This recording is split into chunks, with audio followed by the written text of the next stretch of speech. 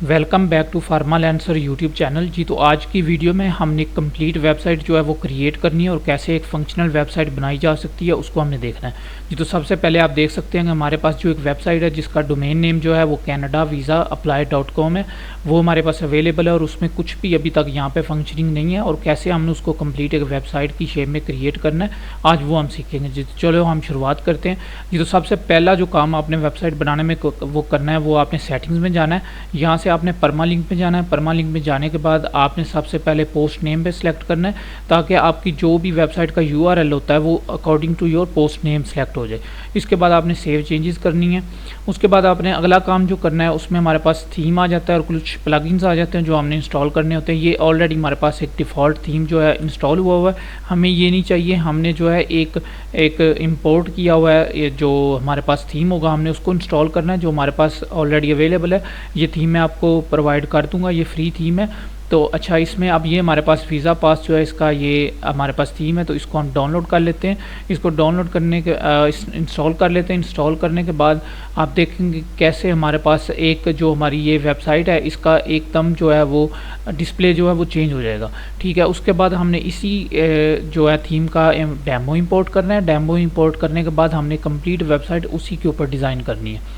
हम कस्टम भी डिज़ाइन कर सकते हैं लेकिन यहाँ पे हमारे पास डेमो ऑलरेडी अवेलेबल है तो हम उसी को सिर्फ डिज़ाइन करेंगे। तो यहाँ पर मैं सबको एक प्रो टिप जो है वो फ्री में देना चाहता हूँ, वो ये है कि कोई भी आपका वर्डप्रेस थीम जो है अगर वो पेड है और आपने उसको फ्री में इंस्टॉल करना है तो आप कैसे अपनी वेबसाइट के लिए उसको फ्री में इंस्टॉल कर सकते हैं। सबसे पहले आपने चेक करना है कि ये हमारे पास एक वीज़ा पास जो है वो एक थीम है लेकिन वो पेड है और $59 का है, तो आपने इसको फ्री में इंस्टॉल करना है। तो आप क्या करेंगे, एक हमारे पास वेबसाइट है wplocker.com, आपने इस पर चले जाना है और यहाँ पर आपने इसकी सर्च बार में जो है अपना वही सेम थीम सर्च कर लेना है और जब वो थीम आ जाएगा आपने उस पर क्लिक करना है। यहाँ पे 2 उसके डेमोज हैं, यहाँ पे आप चेक कर सकते हैं। उन्होंने ऑलरेडी लिंक खुद भी दिया हुआ है कि आप चेक कर सकते हैं कि हमारे पास ये पेड थीम है। आपने क्या करना है, ये सिंपल एक इसकी जितने भी नीचे लिंक्स प्रोवाइड किए गए हैं इनमें से कोई पहला या दूसरा कोई भी एक लिंक उठा के न्यू टैब में जाके ओपन करना है और इसको ओपन कर लेना है। जब आप ओपन करेंगे तो हमारे पास यहाँ पे वही पेड थीम जो है वो फ्री में अवेलेबल होगा। आप इसको डाउनलोड करें, इसको दोबारा से अपनी वेबसाइट के अंदर इंस्टॉल कर सकते हैं। आप इसको सिंपली जो आपके पास ये फाइल डाउनलोड हो जाएगी, आपने सिंपल इसको जाके एक्सट्रैक्ट करना है। एक्सट्रैक्ट करने के बाद आप अपनी वेबसाइट के अंदर इसको उसी तरह इंस्टॉल कर सकते हैं जो नॉर्मली आप वेबसाइट के अंदर इंस्टॉल करते हैं। यहाँ पे हमारे पास यही सेम थीम जो है वीज़ा पास जो है वो जिप फाइल मैंने इसकी करके तो इसको इंस्टॉल किया और इसको अब मैं एक्टिवेट कर रहा हूँ। और यहाँ पे आप हमारे पास देख सकते हैं कि ये ऑलरेडी एक वेबसाइट बनी हुई है, उसके ऊपर कोई थीम इंस्टॉल नहीं है, लेकिन जैसे ही मैंने उसका थीम इंस्टॉल किया है वो हमारे पास वीज़ा पास वाला आ गया हुआ है। और आगे हमने क्या करना है, हमने उसका उसी तरह डेमो इंस्टॉल कर लेना है।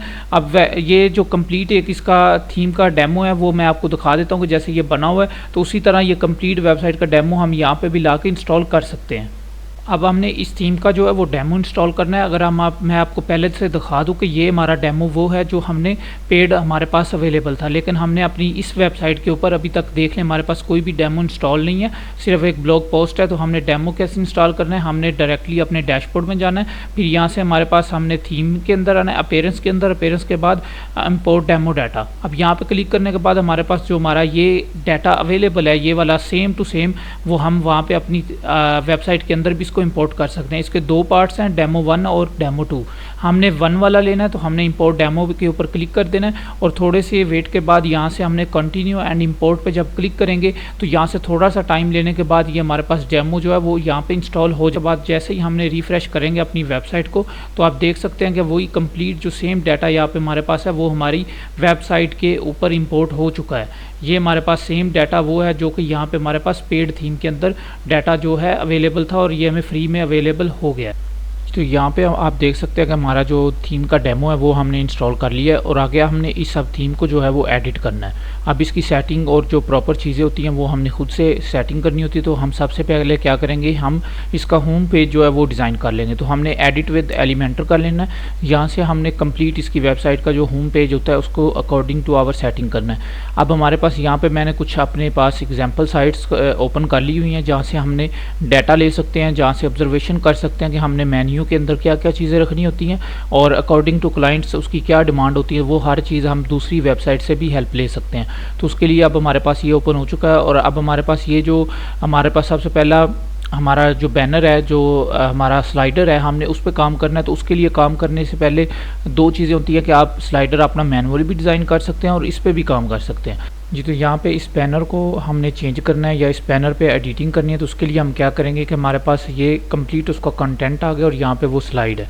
अब यहाँ पे हमारे पास हमने एक फ़ोटोशॉप के अंदर एक बैनर तैयार कर लिया। उसी साइज़ का आपने एक बैनर तैयार करना है जो कि आपके पास अवेलेबल होगा। आपने उसको यहाँ पे रिप्लेस कर देना ताकि आपका जो वेबसाइट का अकॉर्डिंग जो बैनर है वो तैयार हो जाए। तो यहाँ पे आपने उस चीज़ को अपलोड कर देना है और अपलोड करने के बाद आपने उसके ऊपर एडिटिंग भी कर देनी है। उसकी जो हेडिंग है वो भी आप चेंज कर सकते हैं। यहाँ पे उसको प्लेस करने के बाद यहाँ पे आप देख सकते हैं, उसके बाद आपने अपडेट करना है और यहाँ पे आप उसका साइज़ और सारा कुछ चेक करना है आपने कि क्या वो आपकी विड्थ और हाइट में पूरा है जो कि आपने दोनों अप्लाई किए हैं एक दूसरे के ऊपर।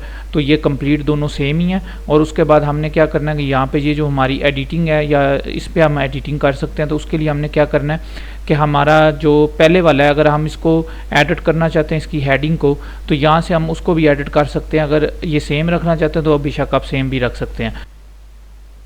जी, तो बैनर बनाने के बाद अब हमने नीचे वाले पोर्शन में जाना है जो कि हमारे ये चार जो है कॉलम बने हुए हैं, इसमें हमने एडिटिंग करनी है। अगर हम इस पर क्लिक करें तो ये हमारे पास एक नया पेज ओपन होता है कि जिसमें हमारे पास कुछ भी नहीं होता। तो हमने इसको एडिट करने के लिए क्या करना है कि हमने यहाँ पे एक पूरा आर्टिकल पेस्ट करना है कि जहाँ पे हमारे पास जो ऑनलाइन वीज़ा एप्लीकेशन फॉर्म है उसके बारे में हम इंफॉर्मेशन अपने क्लाइंट्स को दे सकें।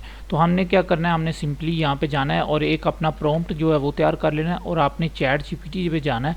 आपने चैट जीपीटी को लिखना है कि आप एज ए एक्ट करो कि आप एक वीज़ा प्रोवाइडर कंपनी हो और आपने हमारे लिए एक आर्टिकल लिखना है कि जिसमें आप वीज़ा प्रोवाइड कर रहे हो लोगों को और वहाँ से हमें पूरी इन्फॉर्मेशन चाहिए।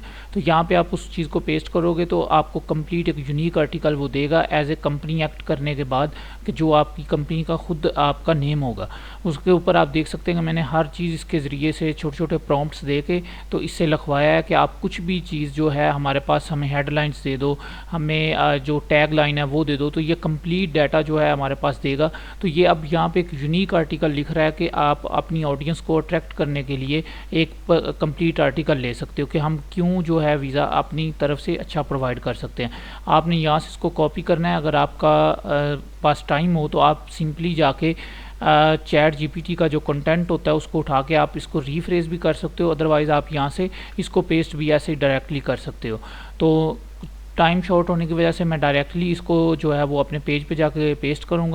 तो इसके लिए हम क्या करेंगे कि हमने अपना जो टाइटल है वो हमने कॉपी कर लेना है और अब हम क्या करेंगे कि यहाँ पे हमारे पास जब कोई भी चीज़ ओपन नहीं हो रही तो हमने क्या करना है, हमने अपने बैकएंड पे जाना है और बैकएंड पे जाके डैशबोर्ड के अंदर पोस्ट पे जाके ऐड न्यू पोस्ट करनी है। अब यहाँ से ये पोस्ट हम एक कंप्लीट पोस्ट जनरेट करेंगे और पोस्ट जनरेट करने के बाद हम इसका लिंक जो है वो वहाँ पर कॉपी करके पेस्ट कर देंगे। तो हमारा वो जो पेज ओपन होगा वो इस जो हमारा हम पोस्ट लिख रहे हैं इसके ऊपर जाके ओपन होगा। तो हम क्या करते हैं कि हम यहाँ से कंप्लीट जो है वो आर्टिकल जो है इसको कॉपी कर लेते हैं और इसको हम एक कंप्लीट जो है पेज जनरेट करेंगे और एक पोस्ट अच्छी सी पोस्ट बना के लगाएंगे। अच्छा, इसमें अब हमारे पास ये जब चीज़ें आ गई हैं तो हमने क्या करना है, हमारे पास हमने इसको एज ए हेडिंग बनाना है। हर चीज़ को जो है वो उसको एक यूनिक जो पोस्ट है वो तैयार करनी है। तो हम कॉपी करेंगे और यहाँ पे लाके पेस्ट करने से पहले हमने यहाँ पे सिलेक्ट करना है कि हम उसको कौन सी हेडिंग देंगे, कौन सा फॉर्मेट देंगे। यहाँ पे हमने उसको हेडिंग 2 दे दिया और यहाँ पे उसके बाद आपने पैरा सिलेक्ट करना है, पैराग्राफ, क्योंकि आप अगला जो काम कर रहे हैं वो आपने पैराग्राफ को वहाँ पे पेस्ट करना है। तो यहाँ पे अब हमने पैराग्राफ को पेस्ट कर दिया। उसके बाद आपने जब नीचे आना है दोबारा आपने फिर जो है वो हेडिंग 2 सेलेक्ट करनी है और उसके बाद कंप्लीट ये दोबारा से कॉपी कर लेनी है आपने अपनी हेडिंग और यहाँ पे पेस्ट कर देनी है। जब आप नीचे करेंगे दोबारा पैराग्राफ सेलेक्ट हो जाएगा तो आप दोबारा से अपना पैराग्राफ उठाएंगे और वहाँ पे जाके पेस्ट कर देंगे। ऐसे करके आपने कंप्लीट जो है वो पोस्ट यहाँ से कॉपी पेस्ट। ये तमाम स्टेप्स करने के बाद आपने क्या करना है कि आपने जो टाइटल है उसको कॉपी करके उसका कोई भी एक कीवर्ड जो है वो आपने किसी भी गूगल पे या फ्री पिक पे आप पेस्ट करके तो उससे रिलेटेड आप जो है आप पिक्चर्स ले सकते हो उसको मज़ीद और भी प्यारा बनाने के लिए। तो यहाँ से अब हमने यहाँ से ये एक पिक्चर लिया तो अब हम उसको जाके वहाँ पे पेस्ट करेंगे। अब उसको पेस्ट करने के लिए हमने क्या करना है कि यहाँ से इंट्रोडक्शन के नीचे हम इसको पेस्ट करना चाह रहे हैं या कहीं पर भी तो हम ऐड मीडिया पर क्लिक करके इसको सिंपली ड्रैग एंड ड्रॉप करके तो अपने अपलोड कर लेंगे मीडिया लाइब्रेरी के अंदर। उसके बाद हम इसको डायरेक्टली जो है वो यहाँ पे अप्रूव कर देंगे और पेस्ट कर देंगे। जी, तो इमेज अपलोड होने के बाद आपने इमेज को थोड़ा सा जो है वो यहाँ पे सेंटर लाइन कर लेना है। जैसे आप यहाँ पे देख सकते हैं उसको थोड़ा सा आप एडजस्ट कर सकते हैं। उसके बाद आपने अपडेट पे क्लिक कर देना है। अब ये जो पोस्ट है ये हमारे पास एक क्रिएट हो गई है और ये पोस्ट का जो लिंक है वो हमारे पास यहाँ पे आ चुका है। ठीक है। अब इस पोस्ट का जो लिंक है वो हम यहाँ से कॉपी कर लेंगे। अब यहाँ से आप पूरी कंप्लीट ये पोस्ट देख सकते हैं जहाँ पे हमारे पास पोस्ट का कंप्लीट डाटा जो है वो बताया जा रहा है। अब हमने क्या करना है कि हमने हमारे पास जो ये एप्लीकेशन के अंदर कुछ भी ओपन नहीं हो रहा था, आप देखें जैसे यहाँ पे पेज पे कुछ भी नहीं था। अब हमने उसके लिए क्या करना है कि इसकी यहाँ पे क्लिक करेंगे और इसका जो हमारे पास बटन है उसके अंदर जाके हमने इसके जो है लिंक पेस्ट कर देंगे, जिसके अंदर उसके बाद हमारा जो है वो ये पेज ओपन हुआ करेगा जिसमें हमने अपना आर्टिकल पेस्ट किया है। तो यहाँ पे मैंने ये पेस्ट कर दिया और इसको अपडेट करेंगे। अब हम चेक कर लेते हैं कि हमारे पास यहाँ पे कुछ इसमें जो हमने अपडेट किया है उसमें कुछ लिखा आर्टिकल आता है या नहीं।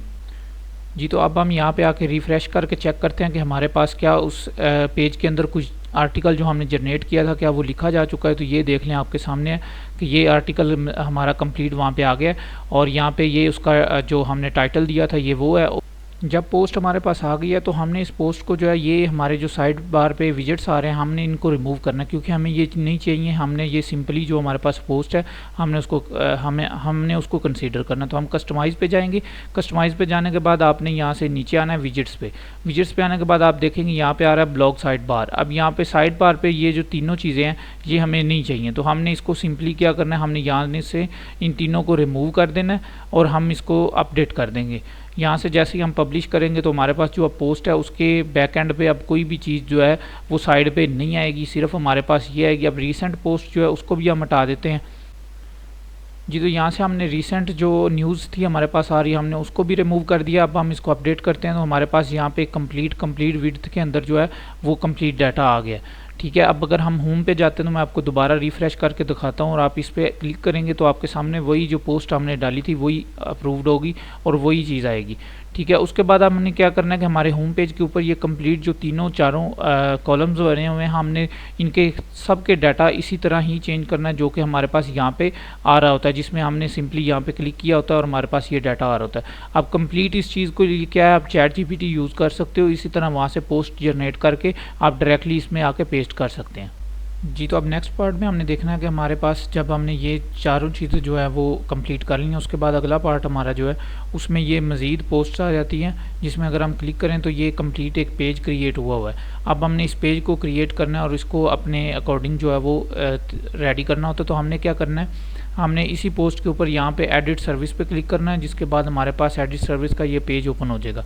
अब यहाँ पे हमने अपना कंटेंट जो कि डालना है, इसलिए हम उसी हिसाब से इस चीज़ को करेंगे। सबसे पहले अगर हम इसको चेंज करें तो इसकी ये चीज़ें हमें कुछ एक्स्ट्रा चीज़ें जो है वो नहीं चाहिए होती, हमने जस्ट इसको सिंपल रखना है। तो सिंपल रखने के लिए हमने उसको हटा दिया। उसके बाद हमारे पास जो भी चीज़ें जो हमें नहीं चाहिए तो हमने उनको हटा देना है। यहाँ पे जैसे ये क्वेश्चन आंसर हैं तो ये FAQs हैं, ये हमें नहीं चाहिए, इसको भी हम रिमूव कर देते हैं। ठीक है। उसके बाद अगर हम अपडेट करें और यहाँ पे हमारे पास जो फीचर्ड इमेज है हम इसको एज ए विजिटर वीज़ा के हिसाब से चेंज करेंगे। और अगर हम यहाँ पे इसी तरह सर्च कर लेंगे कनाडा विजिट वीज़ा, ठीक है, कनाडा टूरिस्ट, अगर हम यहाँ पे सर्च करते हैं तो यहाँ पे हमारे पास जो भी कनाडा की रिलेटेड ये टूरिज़म की पिक्चर्स आ जाएंगी, हमने उनको उठा के सिंपली उस फीचर्ड इमेज पे पेस्ट कर देंगे और यहाँ पे भी हमारी पोस्ट के अंदर जो है हमने उसको पेस्ट कर देना है। और कंप्लीट जो ये चारों प्रोसेस हैं इसी तरह हमने इनको चेंजेस इसके अंदर करनी है। जी तो ये सब कंप्लीट कर लिए मैंने। पहला जो फ्रंट पेज पे हमारे पास पूरी डिज़ाइनिंग थी वो मैंने कंप्लीट कर लिया, जिसमें आप देख सकते हैं कि इसमें सिंपली जो तस्वीरें हैं उनको मैंने ऐड किया है। और यहाँ पे ये एक जो टाइमर होता है ये आप सिंपली ऐड कर सकते हैं। ठीक है। उसके बाद काउंटर होता है, यहाँ पे आप जाके सर्च करके आप काउंटर ऐड कर सकते हैं। और यहाँ पे ये डबल सेक्शन बना के तो यहाँ पे पिक्चर्स ऐड करके तो बनाई गई हैं। अच्छा, ये जो चीज़ है इसमें अगर आप अपनी वेबसाइट को मोबाइल फ्रेंडली जब करना चाह रहे हो तो आप देखेंगे कि ये वाला एक पोर्शन जो है ये आपके ये जो सेक्शन होता है ये डेस्कटॉप वर्जन पे तो ठीक आ रहा होता है, लेकिन जब आप मोबाइल पे चेक करते हैं तो ये ठीक नहीं आता। तो आपने क्या करना होता है कि आप इसकी डबल कॉपी करें, इसको डुप्लीकेट करें। डुप्लीकेट करने के बाद यहाँ से डुप्लीकेट किया मैंने, डुप्लीकेट करने के बाद यहाँ से उसका जो सेम वही जो हमारा ऊपर सेक्शन है उसको हमने सेटिंग ऐसे करनी है कि ये मोबाइल के ऊपर सही जो है हमें शो हो। तो उसके लिए आपने क्या करना होता है कि आपने सिंपली इसको जब डुप्लीकेट किया तो यहाँ से आप एडवांस में जाएंगे। एडवांस में जाने के बाद आपने रिस्पॉन्सिव पे जाना है और यहाँ पे आप देखें कि ये मैंने इसको मोबाइल और टैबलेट दोनों में जो है हाइड कर दिया है, लेकिन डेस्कटॉप पे इसको शो रखा है। अब ये जो नीचे वाला सेक्शन है इसको मैंने डेस्कटॉप पे जो है उसको हाइड कर दिया है और मोबाइल और टैबलेट जो है उस पर मैंने शो कर दिया है। तो इसी तरह आप दोनों सेक्शंस को एडिट कर सकते हैं according to your mobile visibility और डेस्कटॉप। ठीक है, उसके बाद ये जो अब मैंने एडिट किए थे, इसमें अब जो रीड मोर था यहाँ पे कंप्लीट जो है, इसमें मैंने जो है एक पोस्ट डिज़ाइन करके तो बटन के अंदर क्या किया कि बटन के अंदर उस चीज़ का लिंक दे दिया रीड मोर के ऊपर।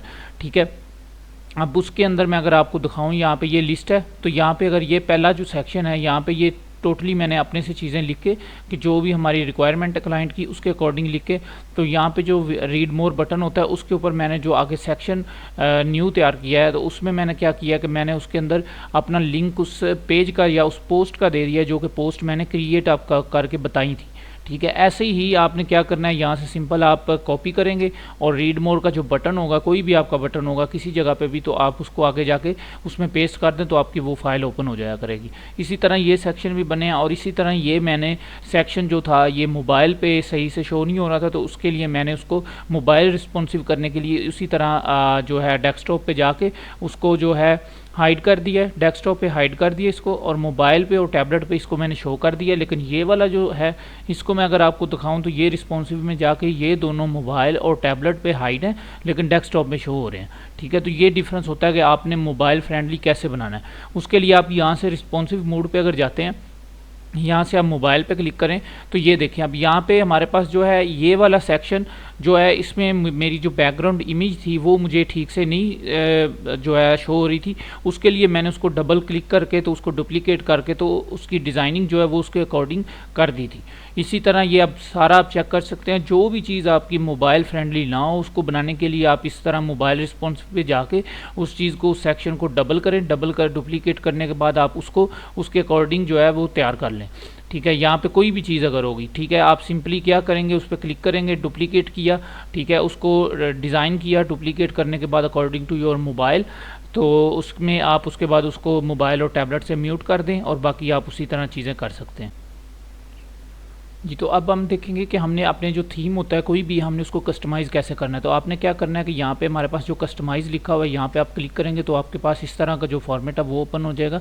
तो आपने सिंपली क्या करना है कि ये जो चीज़ें आपकी यहाँ से आप कंप्लीट अपनी जो भी वेबसाइट की फॉर्मेट होता है आप उसको चेंज कर सकते हैं, उसको कस्टमाइज़ कर सकते हैं। अच्छा, उसके लिए आपने सबसे पहले क्या करना है, हमारा जो सबसे पहला कस्टमाइज़र होता है हमने उस पर जाना है, उसके अंदर हमारा हैडर से लेके फुटर तक और बेसिक कलर जो होते हैं वो उसकी हम सेटिंग कर सकते हैं। अब हेडर टॉप बार जो है इसमें आप देख सकते हैं कि ये डिफरेंट फंक्शंस दिए हुए हैं कि आपने किस चीज़ को इनेबल रखना है और किस चीज़ को आप ऑन ऑफ कर सकते हैं कि जो यहाँ पे आपके हेडर के अंदर शो हो या ना हो।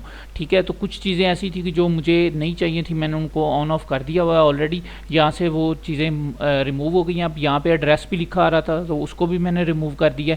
ठीक है, अब ये जो मेल आईडी है, ये मेल आईडी अब यहाँ पे जो ये मैसेज लिखा हुआ है इस पर जब आप क्लिक करेंगे तो ये उसकी वजह से वहाँ पे आपको डायरेक्ट ईमेल का ऑप्शन चला जाएगा।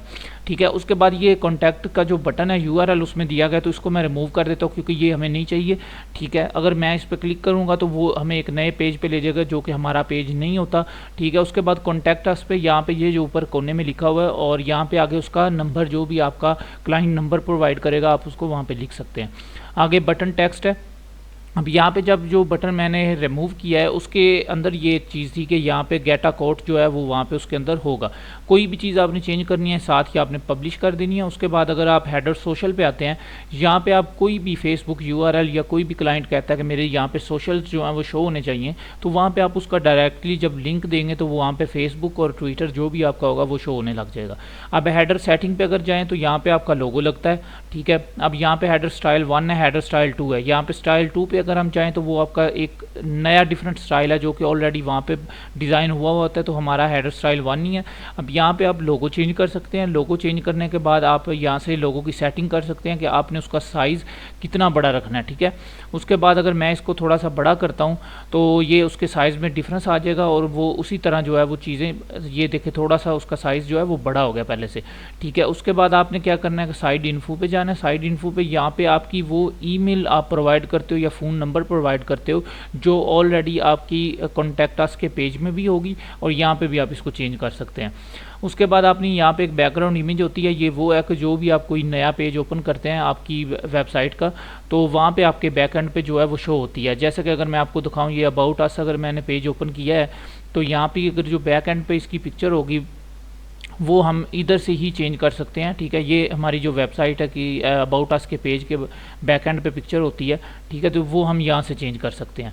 उसके बाद अगर मैं आपको ले चलूँ ब्लॉग सेटिंग में, ब्लॉग सेटिंग ये सिंपल सा, इसमें कुछ नहीं है। अगर आपका ब्लॉग का पेज बना हो तो उसके लिए, क्योंकि हमारा ब्लॉग का पेज नहीं है तो इस चीज़ के लिए मैं नहीं रख रहा।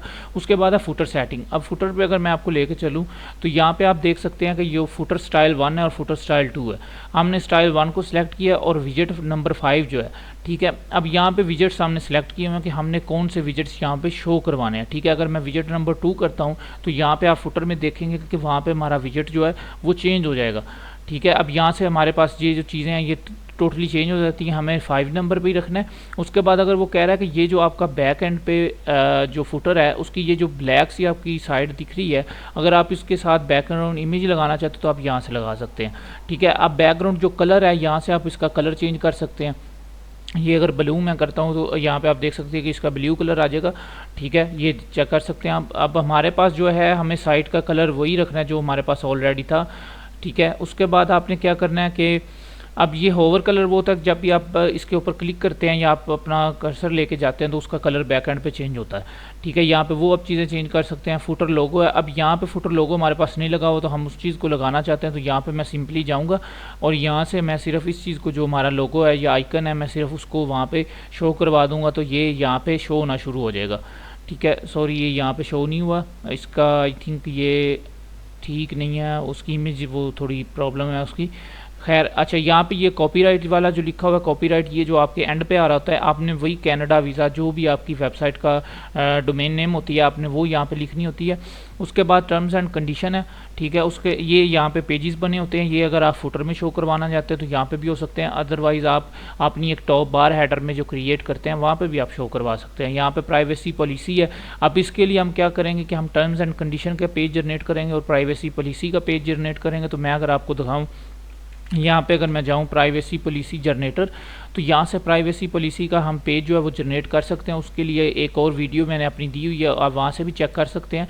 तो वहाँ पे सारा मैंने इसका प्रोसीजर जो है बताया हुआ कि कैसे आप privacy policy, terms and condition और सारे पेजेस जो हैं वो जनरेट कर सकते हैं। जी, तो यहाँ पे हमारे पास हमने कंपनी नेम जो है वो प्रोवाइड करना है उसको। ठीक है, कंपनी नेम जो भी आपका डोमेन नेम होता है वो आपकी कंपनी नेम होगा। यहाँ से वही चीज़ जो है हम दोबारा लिख देंगे।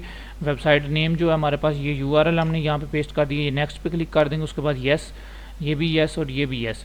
ठीक है, यहाँ पे हम इसको थोड़ा सा अगर मिनिमाइज़ करते हैं तो यहाँ पे अब शो हो जाएगा। अब यहाँ से हमारे पास हमने यहाँ पे कंट्री शो करवाना है तो हम क्या करेंगे कि हम यहाँ से जो भी हमारी कंट्री क्लाइंट हमें बताएगा हमने उसके अकॉर्डिंग जो है वो यहाँ पे सिलेक्ट कर लेनी है और यहाँ पे हमारे पास हमने दोबारा उसका दे देना और यहाँ पे प्राइवेसी पॉलिसी जो पेज है वो जनरेट हो जाएगा। उसके बाद आपने क्या करना है कि पेजेस पे जाना है, ऐड न्यू पे जाना है और प्राइवेसी पॉलिसी पेज का जो है वो टाइटल देना है और यहाँ से आप कंप्लीट उसका डाटा कॉपी करके पेज पे पेस्ट करके और यहाँ से पेज का जो लिंक क्रिएट हो जाएगा आप यहाँ से सिंपल उस पर जाके तो आप पेज का यहाँ पे लिंक पेस्ट कर दे तो आपका वो पेज पब्लिश हो जाएगा। जी, तो ये हमारा प्राइवेसी पॉलिसी का जो पेज है ये वो जनरेट हो गया। अब यहाँ से मैं इस पेज का टाइटल दूंगा। ठीक है, ये यहाँ पे पेस्ट कर दिया। इसी तरह यहाँ पे इसका कंप्लीट जो डाटा है ये वाला हम उठा लेंगे क्योंकि ये हमारे पास वो डाटा है जो हमारी प्राइवेसी पॉलिसी का पेज हमें चाहिए होता है। अब यहाँ पे इसको हम पेस्ट कर देंगे। आपने सिंपल एक चीज़ करनी है कि ये जो लिंक होता है कि हमारा पेज किस जगह से जनरेट किया गया, आपने सिर्फ इसको रिमूव कर देना है और उसके बाद आपने इसको सिंपल जाके पब्लिश कर देना। पब्लिश करने के बाद आपको ये आपका यूआरएल प्रोवाइड कर देगा। आपने उस यूआरएल को कॉपी करना है और आपने उस जाके लिंक पे पेस्ट कर देना है जहाँ पे आपका ये हमारे पास आ गया है प्राइवेसी पॉलिसी का जो लिंक है। उसके बाद अगर मैं इसके प्रीव्यू पे क्लिक करता हूँ तो हमारे लिए ज़्यादा इजी हो जाएगा क्योंकि इसमें हमारे पास डायरेक्ट जो है, अब ये देखें ये आपका प्राइवेसी पॉलिसी पेज जो है वो जनरेट हो गया। ठीक है, उसके बाद आपने क्या करना है कि आपने ये इसका जो सिंपली ये जो आपका यूआरएल है ये आपने कॉपी कर लेना है। ठीक है, आप यहाँ से भी कर सकते हैं और वहाँ से भी कर सकते हैं और आपने क्या करना है कि इस प्राइवेसी पॉलिसी पेज के लिंक में जाके इसको पेस्ट कर देना है और उसके बाद आपका जो प्राइवेसी पॉलिसी पेज है वो जब पब्लिश हो जाएगा उसके बाद आपने यहाँ से जाके जो आपका फुटर के अंदर आ रहा होता है, आपने सिंपली उसको जाकर क्लिक करना है तो आपकी वो ओपन हो जाएगा। अब यहाँ से अगर मैं आपको लेके जाऊँ प्राइवेसी पॉलिसी पे, तो ये देखें, ये मैंने क्लिक किया तो वही पेज हमारे पास जो है वो जनरेट हो गया। ठीक है, तो ये इस तरह हम सारे पेजेस जनरेट करके उसमें फुटर की एडिटिंग कर सकते हैं। उसके बाद अगर फुटर का करें तो हम ये हमारे पास फुटर सोशल्स है। अब यहाँ पे हमारे पास सोशल्स कोई भी शो नहीं हो रहे, जैसे कि ये शो तो हो रहे हैं लेकिन इसमें कोई भी लिंक नहीं हमने दिया हो। ठीक है, हम यहाँ पे लिंक अगर प्रोवाइड करेंगे तो हम सारे आके जो है वो क्लाइंट की डिमांड पे होता है, अगर उसके सोशल पेजेस बने हुए हैं तो वहाँ पे आप दे सकते हैं। अब ये कलर थीम है जो कि बेसिक आपकी थीम का कलर होता है। कोई भी क्लाइंट है अगर वो कहता है कि मेरा जो बेसिक थीम का कलर है वो आपने स्टार्टिंग से ही डिज़ाइन कर लेना है। ठीक है, उसके अकॉर्डिंग टू रिक्वायरमेंट ये आप जो भी इस पर क्लिक करेंगे या जो भी आप कर्सर लेके जाते हैं तो ये आपका थीम कलर जो है वो यहाँ से शो हो जाएगा। ठीक है, उसके बाद आपने यहाँ से मोबाइल पे लाजमी चेक कर लेना एक दफ़ा। ठीक है, ये आपकी थीम की कस्टमाइजेशन हेडर और फुटर के अकॉर्डिंग है। अब यहाँ से साइट आइडेंटिटी है, साइट आइडेंटिटी में आप यहाँ पे वीज़ा कनाडा अप्लाई, ये साइट टाइटल है जो हमारी साइट होती है, और यहाँ पे आपने टैग लाइन प्रोवाइड करनी होती है कि हमारी साइट किसके बारे में होती है। उसके बाद यहाँ से आप जो है आपका जो ये आइकन शो हो रहा होता है हमारे पास, साइट आइकन जो होता है ये हम यहाँ से चेंज कर सकते हैं। यहाँ पे साइट लोगो जो है ये हम यहाँ से भी चेंज कर सकते हैं, और जहाँ से आपने मैंने हेडर को बताया था वहाँ से भी आप चेंज कर सकते हैं। ये हेडर टेक्स्ट कलर है कि आप इसको अगर चेंज करना चाहते हैं आप कोई भी कलर चेंज कर सकते हैं। बैकग्राउंड कलर आपकी जो पूरी वेबसाइट का ये हेडर का वेबसाइट का कलर है आप उसको चेंज कर सकते हैं।